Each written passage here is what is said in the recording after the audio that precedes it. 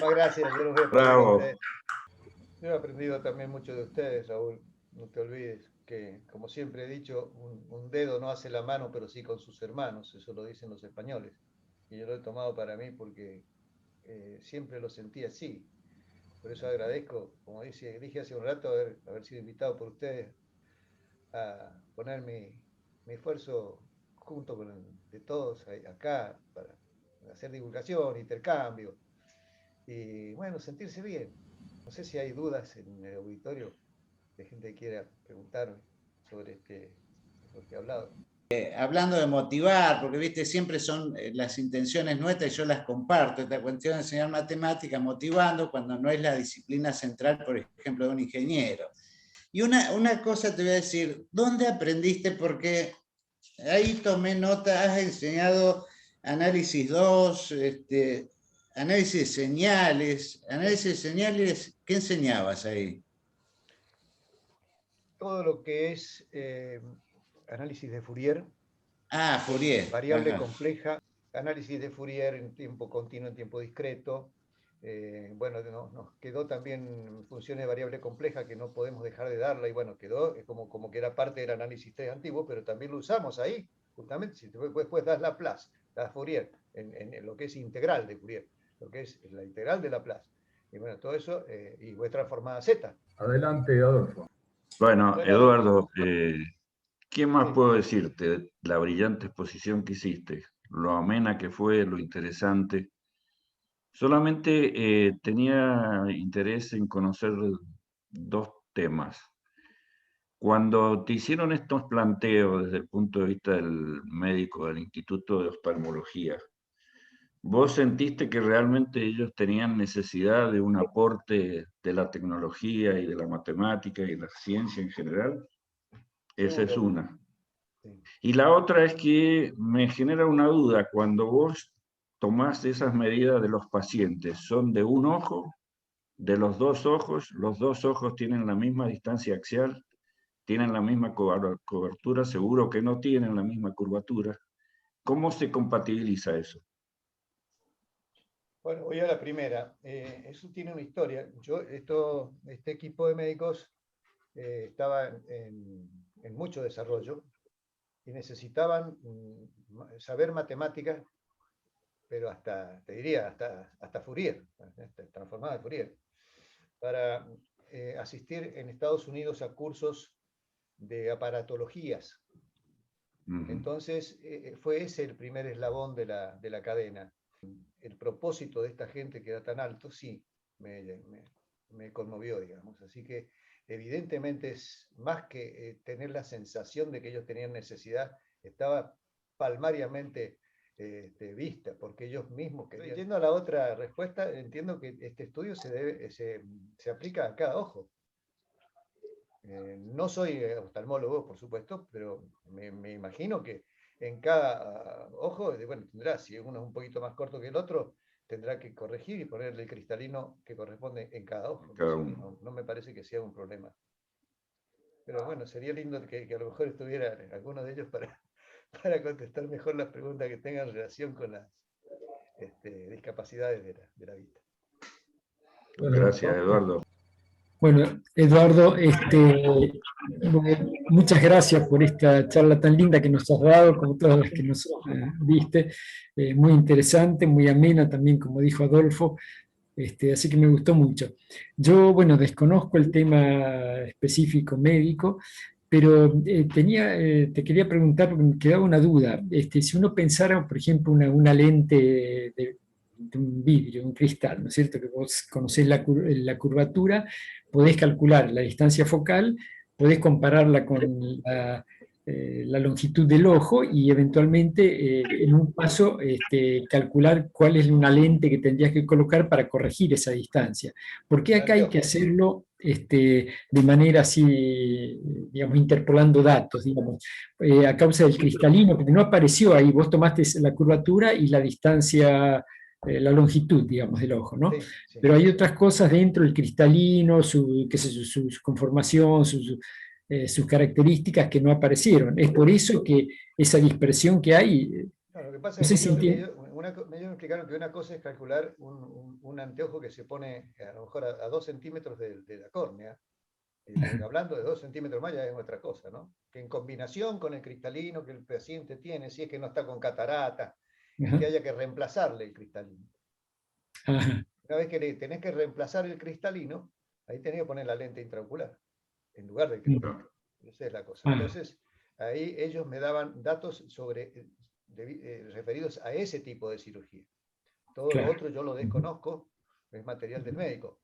Pero me explicaron que ellos más que nada lo que más les pesaba en cuanto a gravitación, digamos así, de una variable en un problema, era esas dos que mencionamos, ¿no? Por eso aclaré al principio, en un corchete con puntos suspensivos, puse ahí, que podía tener a lo mejor otras patologías que si no eran de relevancia, esto valía, si no, no. Porque si el miope, aparte de miope, tiene corrección cilíndrica, que yo no puedo hablar mucho de esos temas, pero tiene otras cosas. Bueno, entonces ya el planteo cambia porque cambian las hipótesis, ya no son las mismas. Entonces, si se dan estos casos, donde el miope, digamos, vamos a decir, es un miope puro o medianamente no afectado de otras cosas que pueda interferir en el diagnóstico médico, si el médico dice, bueno, vamos a hacer una lente intraocular para este caso, bueno, él sabrá usar o no usar las curvas que yo les di, evidentemente. Muy bueno, gracias. Armando.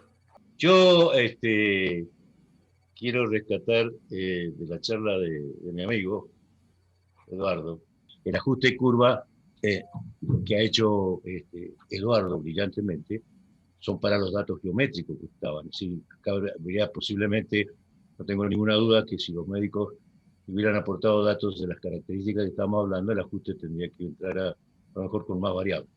Pero eso no quita el mérito fundamental a mí de la exposición de este matemático. Así que, ingeniero, a la altura de su personalidad y de su conocimiento brillante. Muchísimas gracias por la charla. Muchas gracias, Armando. Se nota que es mi amigo, porque como todos, siempre pasa que en un conjunto tenemos tanta diversidad, así como sabemos cosas distintas, también ignoramos cosas distintas. Y yo también me nutro de los amigos como ustedes. El elogio a uno lo estimula y las personas no solamente vivimos del pan, sino también del estímulo. Pero lo que nos hace crecer es la crítica sana. Y cuando a uno lo critican y le dicen, bueno, tenés que corregir esto y esto, uno tiene que dar las gracias, no enojarse. El Ateneo, buscando expositores y buscando especialistas en una cierta materia, normalmente nos traen los datos más actuales de la cosa. Nuestros profesores, digamos, y los alumnos tendrían que enterarse de lo que hace el Ateneo por el bien de ellos y por el bien de todos. Y si Luis quiere hacerlo en su región, bienvenido, porque vamos a apoyarnos mutuamente. ¿O no es posible, Luis? Decime. Por supuesto que sí. Yo ya dije que voy a copiarlo en cualquier momento. En cuanto pero no hay ningún problema. No, simplemente no quería que terminara la reunión y no agradecerle a Eduardo. Pero bueno, recordando un poco de matemáticas y además es un tema que me gusta, me interesa y me he enganchado verdaderamente. Y una de las preguntas que te quería hacer era, que ya se la respondiste a Adolfo, que me parecía muy extraño que de repente un oftalmólogo dijera necesito un matemático. Me pareció marciano, ¿no? ¿Cómo un oftalmólogo necesito un matemático? A mí también al principio me pareció así. Pero... Me parece muy bonito además porque tiene que ver con la aplicación bien práctica y eso lo llevo un poco al tema de la formación, de la educación. Ese mundo un poco oculto de las matemáticas, pero que al final están absolutamente en todo. Qué bonito verlo en algo tan práctico como esto, ¿no? Como devolver la vista como la flor del Idolai. El ingeniero Idolai, muchísimas gracias, ha sido fantástico. Un abrazo grande. Muchas gracias, querido amigo, muchas gracias. A la distancia. Él está en Granada, en este momento está en Granada, por eso la diferencia horaria que tiene. Y antes que te vayas a dormir te cuento esto. Si ustedes imaginan que, bueno, esto es un problema de 6×6, ¿no es cierto? Nada más. Y de hacer unas derivadas. Nada más. Matemáticamente es simple. Pero tengan por cierto que cada vez que ustedes van a hacerse una resonancia magnética, una tomografía axial computada, un examen PET, la herramienta matemática es prácticamente la misma en los tres casos, y miren lo que estoy diciendo, ya no es una cuestión intraocular, que ponemos una lente y ya está, y que la hacen a lo mejor en 15 minutos. Hay todo ese sistema de captación no invasiva, requiere de una formulación matemática que está basada en la transformada de Radon, que es realmente atractiva, muy impresionante. Yo tengo por ahí unos papeles de alguna vez que charlé sobre eso.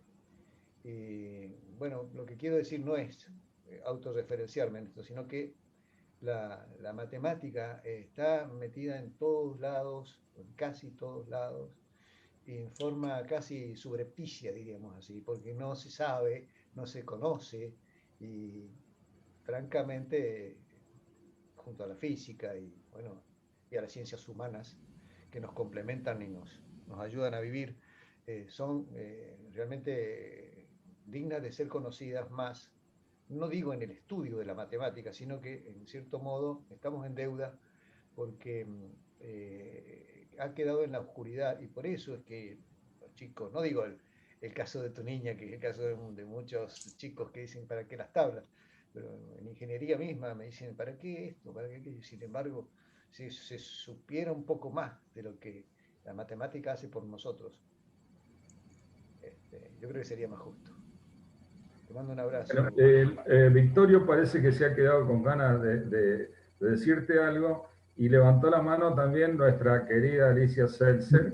Hola, pero Alicia. yo quiero preguntarle a Luis, porque hablar de Granada es mirar la Alhambra también.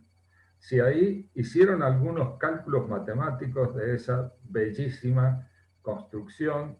Seguramente que sí, porque además, como buenos árabes, sí, manejaban bien el tema. Pero no solo en eso, sino que además hay muchísima matemática en los dibujos, en las decoraciones de la Alhambra. Claro. Está todo basado en matemáticas, bueno, Fibonacci, está todo basado en un montón de dibujos de la Alhambra, que están basados en cuestiones matemáticas, es notable. Bueno, entonces, Victorio y después Alicia. Bueno, gracias. Simplemente un pequeño comentario quería hacer, que ya lo he discutido con algunos de ustedes, que es interesante ver un poco cómo poner en evidencia cómo la matemática subyace en toda nuestra vida, ¿no? Es decir, esas cosas y es interesante porque actualmente, por ejemplo, hay muchos divulgadores, que se Paenza y todo eso, que por ahí están poniendo sobre la mesa, digamos, el tema de la matemática. Simplemente un pequeño comentario. Cuando empezó toda esta pandemia el año pasado, yo recuerdo justo hace un año, en mayo del año pasado, algo así, yo les decía a ustedes que los profesionales más consultados no eran los médicos, que en realidad no sabían qué hacer con la enfermedad, sino eran los matemáticos, con esas curvas que nos mostraban cuándo venía el pico, que era el R0, digamos, que si subía, si bajaba. Es decir, mostraron un poco la utilidad de esos modelos de sistemas dinámicos, que a lo mejor la gente ni sabía que existía. Y bueno, se pueden aplicar en muchas cosas, se aplican en biología, un montón de cosas, y en particular ahí yo creo que pudimos ver otro ejemplo de la importancia de que los matemáticos puedan ir haciendo las aplicaciones para cosas de la vida real, incluso cosas del mundo lo que estamos viendo. Ese comentario nada más. Bien. Vale. Alicia. Bueno, lo mío quería ser breve. Primero que todo, agradecerle a Eduardo la hermosa charla, porque para mí ha sido muy práctico, porque la semana que viene justamente tengo que dictar el sistema óptico a mis alumnos de bioingeniería.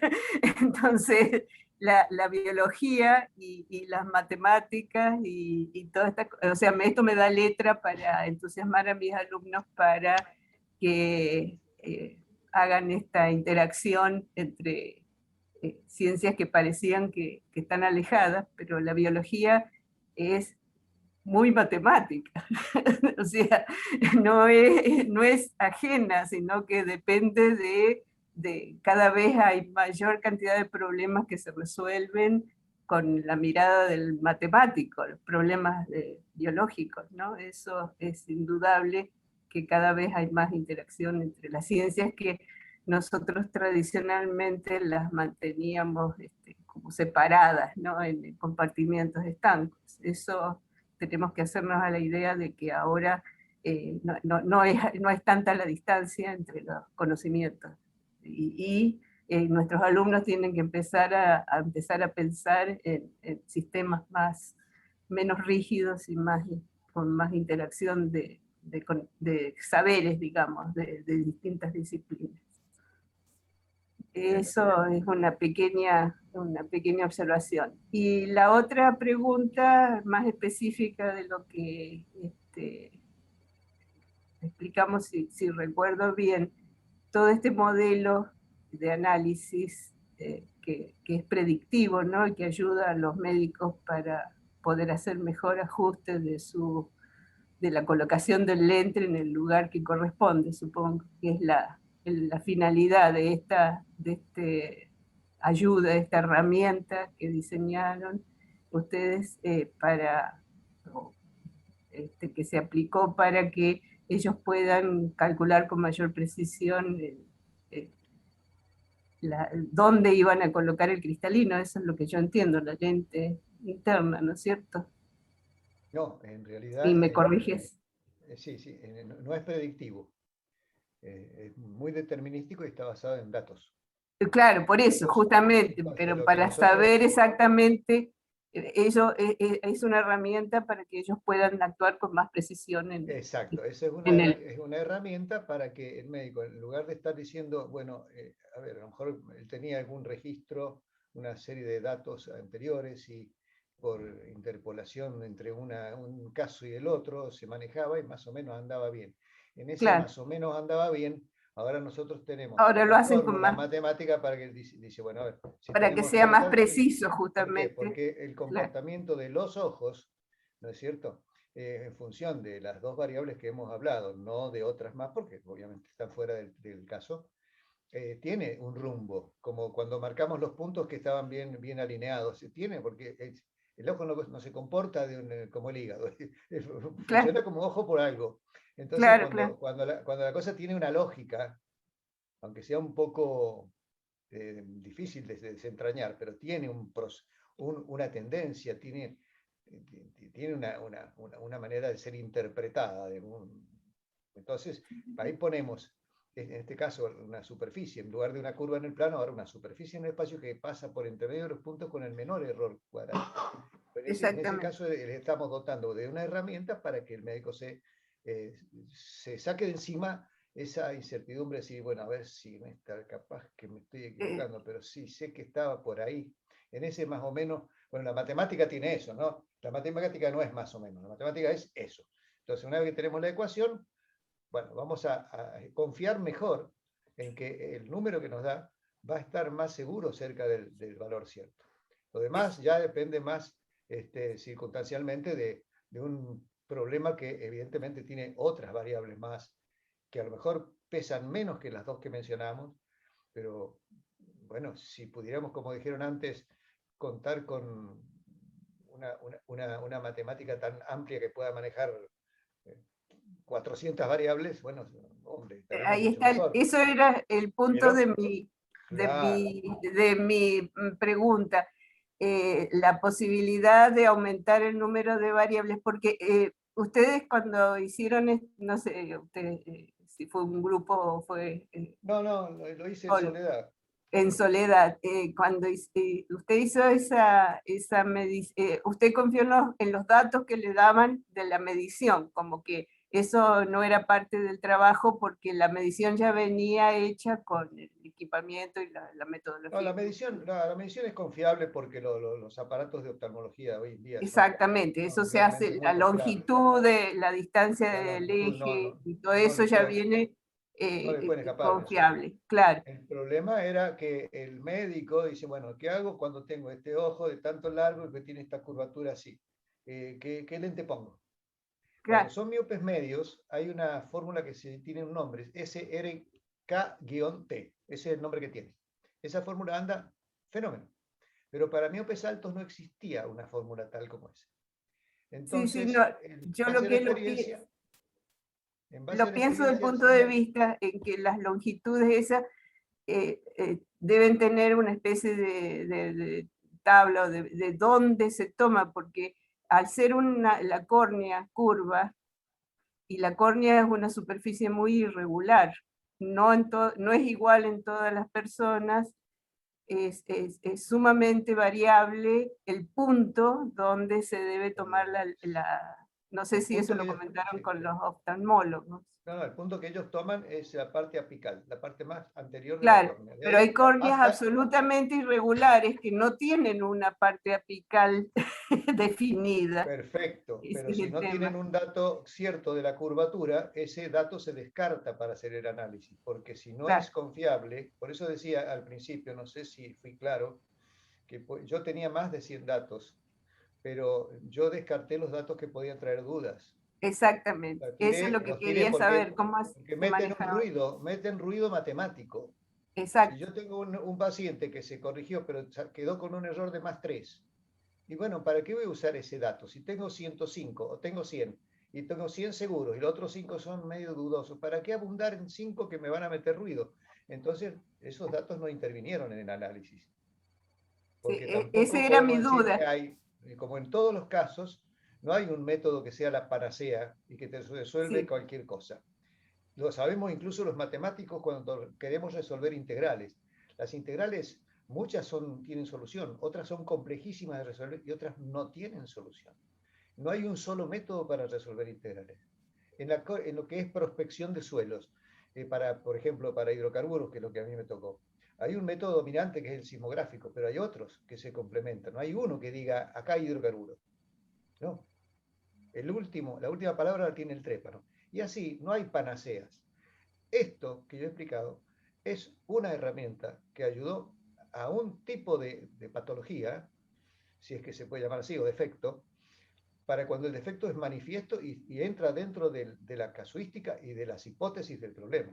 Si las hipótesis no se cumplen, las conclusiones del problema que se han hecho para las otras se caen por completo. Sí, no, mi inquietud, correctísimo, esa es la idea. Uno tiene una herramienta que se aplica en un determinado rango de posibilidades y es efectiva y su efectividad va disminuyendo a medida que se va alejando al rango, al centro, digamos. Eso hay que tenerlo en mente. Por eso, anticipando eso, yo pensé que si se pudieran desarrollar, o sea, seguir aplicando esta metodología para casos, digamos, estos que son border, más complejos, ¿no? Para complejizar más el sistema. Sí, con más variables sí se puede. Longitudes con distancias variables en un cierto rango del área de la córnea, ¿no? Donde las longitudes van modificando. Eso ya queda en el criterio del médico. El dato que el médico me aporta es el que se supone que ya ha sido filtrado por el mismo médico. Y me dice, esto es bueno, este dato me anduvo, o a lo sumo tuvo un error de 1 o -1, claro. Entonces yo a partir de eso hago lo mío. Pero te contesto otra parte de tus inquietudes que creo que quedó ahí. Con más variables también se puede trabajar. Yo dije en un momento 500 variables para decir una exageración, no caben en la cabeza ni en la página de nadie, pero sí podemos hablar de manejar con esta misma metodología problemas de 4, 5, 6 variables. No hay ningún problema. Se hace más abundante, más ampulosa la matriz esa llena de cosas que metí. Pero bueno, claro. Eso después lo hace hasta el Excel lo hace. No necesitamos grandes supercomputadores ni nada para eso. Estamos hablando de un problema acotado, pero que de todas maneras, en 2 variables uno dice, bueno, qué poquito. Bueno, este fue el problema que se planteó. Me parece que el miope alto, de no tener otras concomitantes de todo tipo de patologías, obedece a esas 2 variables. Pero si el problema hubiese obedecido a 3 o a 4, lo podríamos haber manejado Se tranquilamente. podría haber manejado de otra forma. De hacer una materia de Genial, 36 genial. elementos, tendría que haber tenido, no sé, 400 elementos. Bueno, ya Mario Storti nos habló de 1 millón de matrices de 1 millón por 1 millón y que la invierte lo más tranquilo. Un computador suficientemente poderoso. No hay inconveniente. ¿Me permitís El problema un está, minuto? bueno, saber manejarlas con criterio, con buen criterio matemático y no irse a lo mejor por un error y dar un resultado. Creo que... Una sola cosa, perdóname Luis, una Sí. sola anécdota con esta misma gente. Me trajeron un modelo de un programa de un australiano. Dice, mira, lo estamos por comprar, pero me gustaría que lo analizara. Entonces me dieron el paper. Y yo, a mí no me gustaba cómo estaba planteado. Había cosas que no podían ser. Por ejemplo, él duplicaba los ángulos, hacía los cálculos, y cuál resultado lo dividía por 2. O sea, las funciones trigonométricas no puede decir, no es lo mismo el doble de 30 grados, 60 grados, tomar el seno de 60 grados, ser 0,866, y no es lo mismo que tomar el 0 de 30, que es 0,5, y después multiplicarlo por 2, porque te va a dar 1, no 0,866. Entonces este hombre, bueno, ¿y qué pasó acá? Voy a leerlo de nuevo, lo leí de nuevo y no me caso. Dije, mira, esto para mí está mal planteado. ¿Sabes qué me dijeron? Vos sabés, dice, no te quisimos decir nada, pero hay gente que ha tenido problemas con este programa y no sabemos si comprarlo o no. No lo compres, le digo, son $25.000. Bueno, te va a ahorrar $25.000 y 25.000 juicios por mala praxis, porque esto está pésimo. Entonces hay que tener cuidado también. Así es. El Adolfo. Gracias. No, yo creo que ha quedado muy claro, y al menos me parece que lo venimos insistiendo muchas veces, que la matemática está en la naturaleza, está en todos lados y la necesitamos para todas las actividades y es imprescindible. Nos demos cuenta o no nos demos cuenta. Pero mi interés era compartir una inquietud con ustedes que no sé si me preocupa, pero en realidad me inquieta un poco, y es esa falsa creencia que la matemática es muy difícil de aprender y que desde el punto de vista educativo es una barrera importante a destruir, porque yo he escuchado, y ustedes seguramente también, muchos chicos que dicen, yo no sirvo para las matemáticas, yo no entiendo las matemáticas, la matemática me resulta muy difícil. Y me parece que un poco como Ateneo tenemos que tratar de de aceptar este desafío y ver cómo podemos transformar esto en un enfoque distinto, decirle, no es difícil la matemática, para nada. Es cuestión de estudiarla, de quererla, de gustarle, de hacerla aceptable.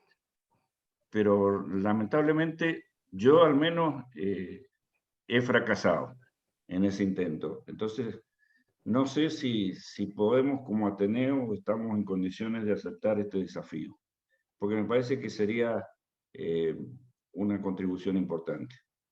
No sé cuál es la opinión de ustedes en general. Bueno, no hay peor desafío que el que no se acepta. O sea, yo creo que podemos entender la problemática y tratar de contribuir. No vamos a convencer a todo el mundo de que la matemática, como justamente tiene la gran contra de empezar por las abstracciones. Y entonces ahí es donde el primero que viene y se da el cabezazo, choca y quiere decir, no, basta, yo no sirvo para esto, reboté, me voy. Y bueno, pasa muchas veces que uno tiene que encarar de nuevo, como leer a Borges muchas veces uno empieza y no entiende, porque no es fácil, hasta que lo empieza a entender. Y bueno, con la matemática, ¿por qué no hacer un intento y tratar de llegar hasta donde podamos? Algo vamos a conseguir, yo creo que sí. Bueno, levantaron la mano Luis y Armando. Sí, adelante, Luis. No, lo que yo quería era hacer un comentario debido a las inquietudes de Alicia Seltzer. el caso de Eduardo, los datos son medidos experimentalmente, no tienen una base matemática.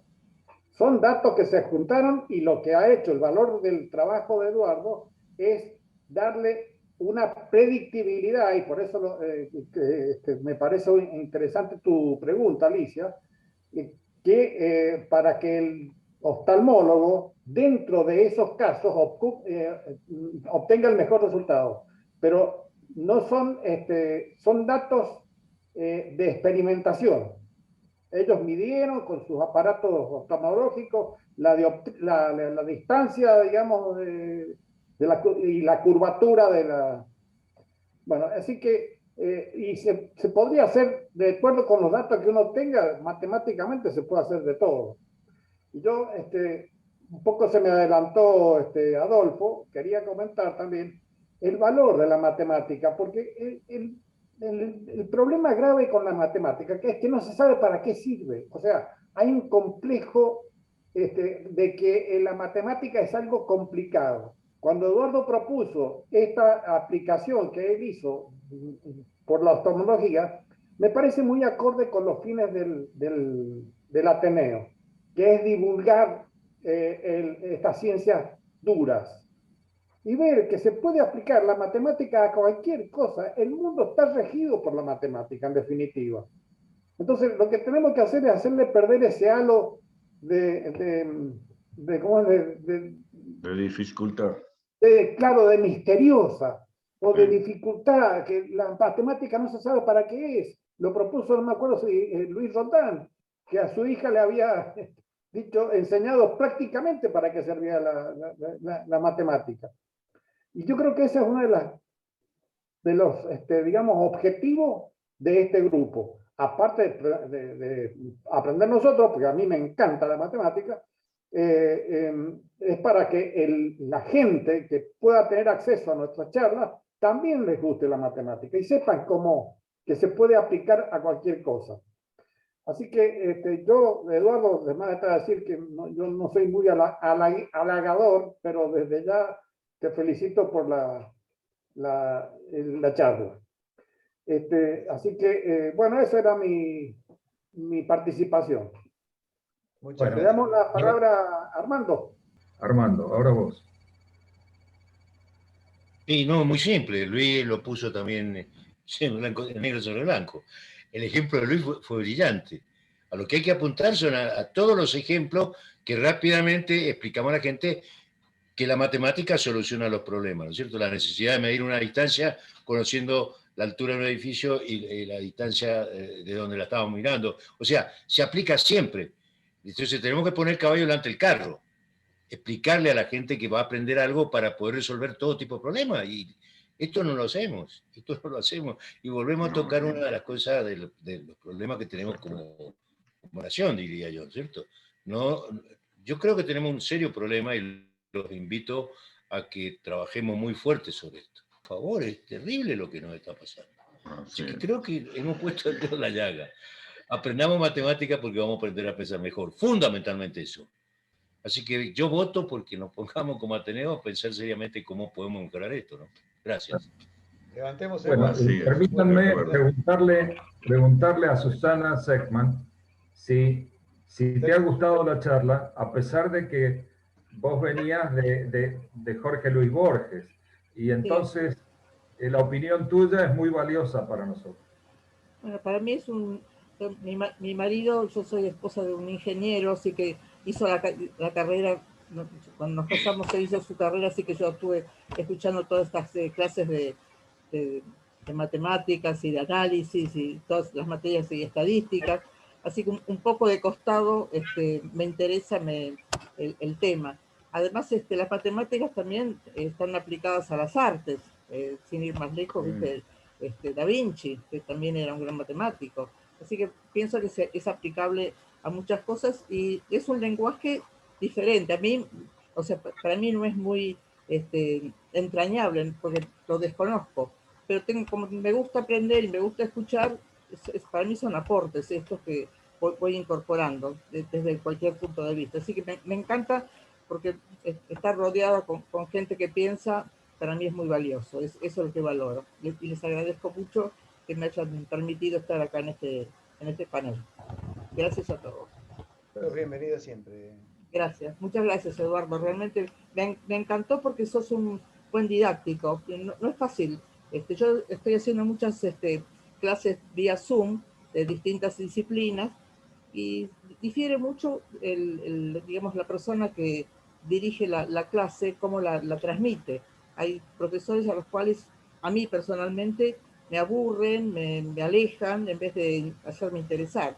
Y es muy importante tener un buen docente. Y vos aparentemente sos un buen docente. Esa es mi evaluación. Bueno, al menos aparentemente sí, porque yo he tratado de modelar la clase esta y otras que hice antes, entendiendo que hay un público heterogéneo y que yo quiero que ninguno se me vaya o quede con muchos huecos de entendimiento. Entonces, por allí yo digo, bueno, la derivada a un médico le puede sonar como que esto qué es. Y un matemático dice, sí, está derivando. Entonces, el desafío más grande no es el problema en sí a explicar, sino cómo lo explica uno. Y de manera de tratar de ser atractivo. Creo que es uno de los aspectos de la docencia que nadie debe descuidar como docente, porque una cosa es dar la clase y listo, ya está puesta en el pizarrón y listo. Y otra cosa es comunicar el conocimiento. Y otra cosa también no es lo mismo dar 20 años clases que dar 20 años la misma clase. Hay que ir de a poco acompañando la maduración que uno mismo va cursando a medida que se va desarrollando como docente. Además, Alicia en el chat dice que aprendió el sentido de la samba de la Salamanca cantada por los fronterizos. Claro, porque si no te dicen quién era Carboncillo, ¿y a qué está queriendo decir cuando la flor que a los ciegos devuelve la luz? Es perderse más de la mitad del contenido del tema. Bueno, por eso lo traje a colación, como un poco así, para amenizar estas cosas tan abstrusas a veces que son, como decíamos recién, que la gente le teme. Pero bueno, lo peor es el miedo. Creo que el peor enemigo que tenemos es el miedo desmedido. Como ustedes saben, estamos muy pasados en el tiempo que nos asignan, pero le voy a pedir a Luis Titarelli que diga la última palabra de despedida y les agradezco a todos nuevamente y yo me despido también. Bueno, gracias, Raúl. Yo quiero darle bienvenida a todos los que han venido nuevos, a los que siempre están, que nos dan, digamos, ánimos para seguir. Y bueno, y un poco para que no nos sintamos solos tampoco, ¿no? Porque muchas veces se van. Pero de todos modos, gran parte de lo que, de la finalidad de este grupo, que es la difusión de las ciencias duras, matemáticas, ingeniería, etcétera, se está cumpliendo, gracias a Dios. Y además, también se está cumpliendo con un fin egoísta, que es que los que fundamos esto estamos aprendiendo, los que fundamos y lo que se adhieren. Vamos aprendiendo algunas cosas que nos hacen más ricos en cuanto a la cultura, a la vida misma en general. El que piense que la matemática es dura o difícil es porque no ha entendido lo difícil que es la vida. Exacto. Yo te hago una pregunta, Eduardo. Ya que tenemos tan buen humor en el grupo del Ateneo, yo quiero saber si es el vítreo o el acuoso. El humor. Lo único que puedo contestarte a eso es que los oculistas tienen solamente dos colores: el verde cerca y el verde lejos. El verde lejos.